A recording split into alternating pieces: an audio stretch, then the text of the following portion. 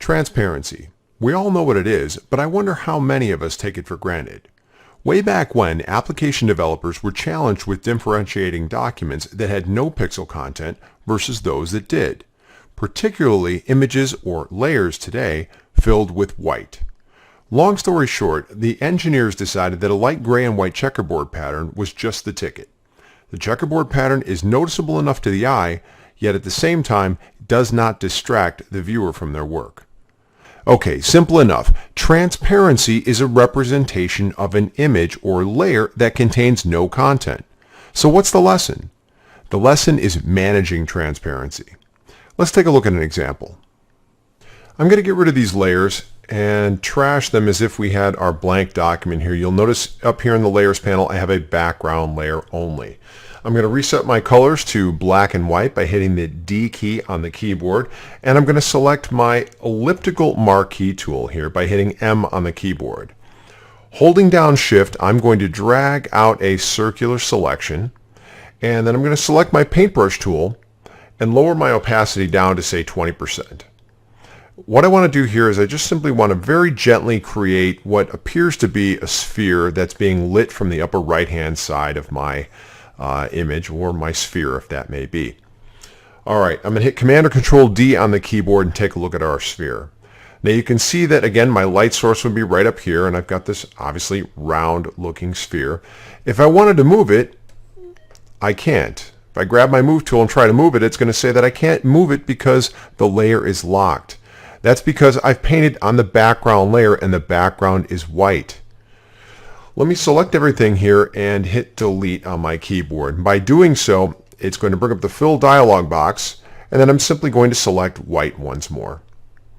Now again, you can see my background layer is white. I'm going to create a new layer in the layers panel by clicking on the new layer icon.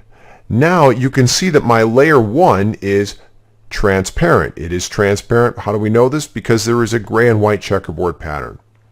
So let's go ahead and repeat that same process. I've got my elliptical marquee tool selected.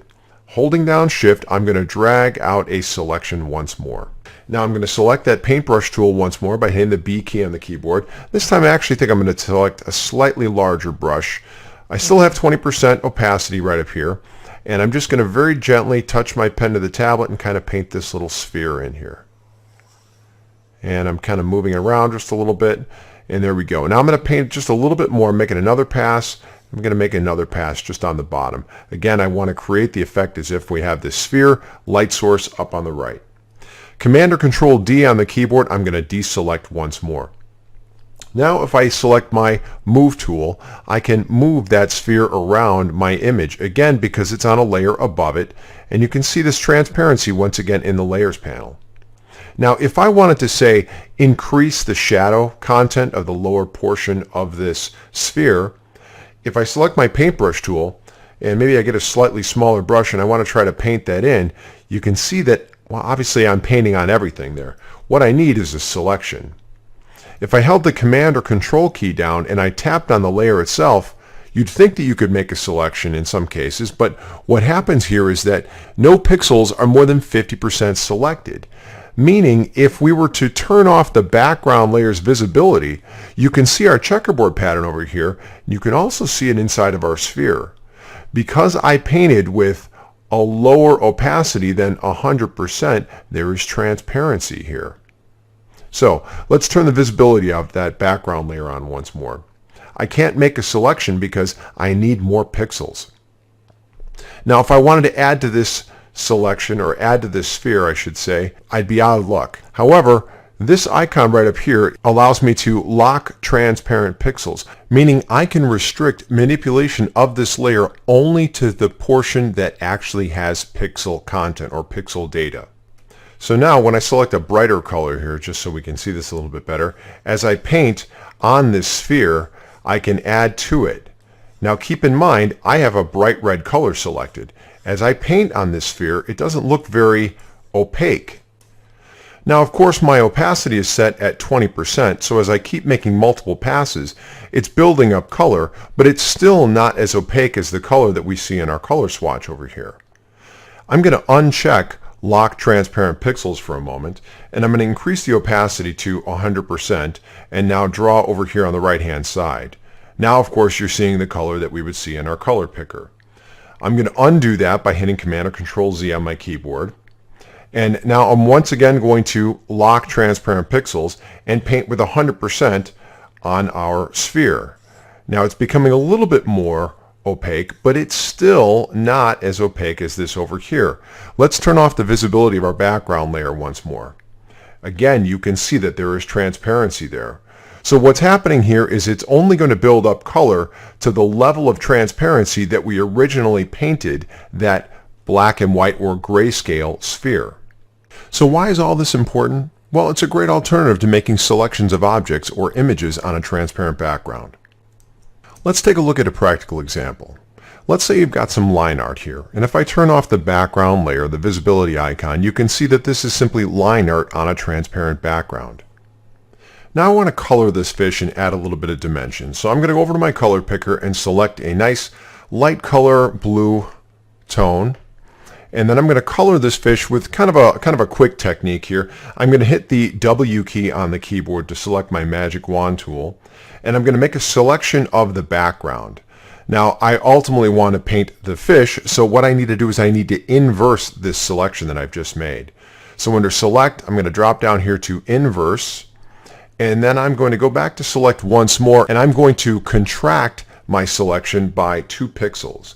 And if we zoom in a little bit, you can see that I'm selecting kind of inside that black right there. Now I'm going to hold the Command or Control key down, and I'm going to tap on the new layer icon within the layers panel. And what that's going to do is it's going to give me a new layer beneath the layer that I had selected. And I'm just simply going to name this fish. Now I'm going to go up under Edit and select Fill Contents with my foreground color. Incidentally, there are keyboard shortcuts for all this, but I'm kind of going the long way. I wanted you to see this. So now I've got a nice down and dirty painting of my fish. And that's not exactly what I wanted, but it's pretty close. So I'm going to start by kind of correcting it a little bit. And I'm going to hit the E key on the keyboard for my eraser tool. And I'm just going to paint away, or erase, if you will, the areas within the eye that I want to maintain white. And we're going to keep those pupils there and just a little bit right outside of there. All right, let's zoom back out. I'm going to go ahead and leave the balloons there, or excuse me, the bubbles blue. That's fine for the purposes of our demonstration, but again, we could always go back and kind of fix that. So now I've got a nice, well, basically flat painting, and I want to add a little bit more dimension to it. Now, as we spoke before, if I were to select my paintbrush tool and I were to select something a little bit darker here, if I were to paint a shadow to the underbelly, I'm obviously painting outside the lines. I don't want to do that. So this is a perfect opportunity to lock those transparent pixels and now add a little dimension to the bottom of our fish. There we go. That's kind of really darkening the bottom up there, but I'd like a little bit more control. So I'm actually going to undo those last couple of steps right there, and I'm going to tap on this icon right up on my options bar. This icon is going to enable me to vary the opacity of my brush based on how hard I physically press my pen to the tablet. So now when I come over here and paint kind of lightly, I'm darkening it up, but I'm basically lightening the opacity by lightening the touch of my pen to the tablet. I'm going to press a little bit harder down here in his bottom fin. All right, so we got that kind of darkened up there, and I want to lighten up a little bit in the kind of the inner portions of the fin. There we go, that looks pretty good. And let's just kind of whack the tail there just a little bit more. Again, pressing very lightly and building up a little bit of color. I'm decreasing the size of my brush right there using the bracket keys. And maybe we want to add a little dimension to the bubbles that are kind of drifting up. Now, if I were to toggle the visibility of this fish line art layer up here on and off, you can see where we've painted. You can see around the eyes, it looks a little rough right there. That's where I used my eraser. And then, of course, you can see the varying tones right inside there as I've lightened up or pressed a little bit harder with my pen to the tablet.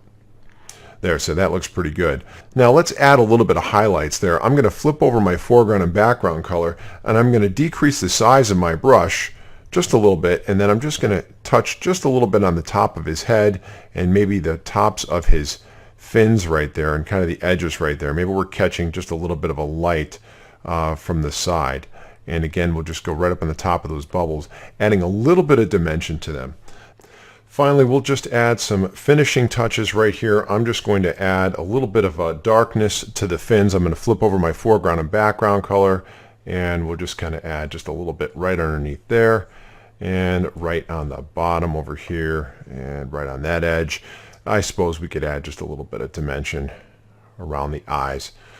All right, so there's our fish kind of painted in there. Again, kind of somewhat quickly there, but I hope that what you see here is that by locking transparent pixels, you could get a lot more control over the objects on your layers, whether you're working with photographs on transparent backgrounds, or you're coloring comics or cartoons or any other object. Again, locking transparent pixels enables you to save a little time by not having to make transparency. We all know what it is, but I wonder how many of us take it for granted.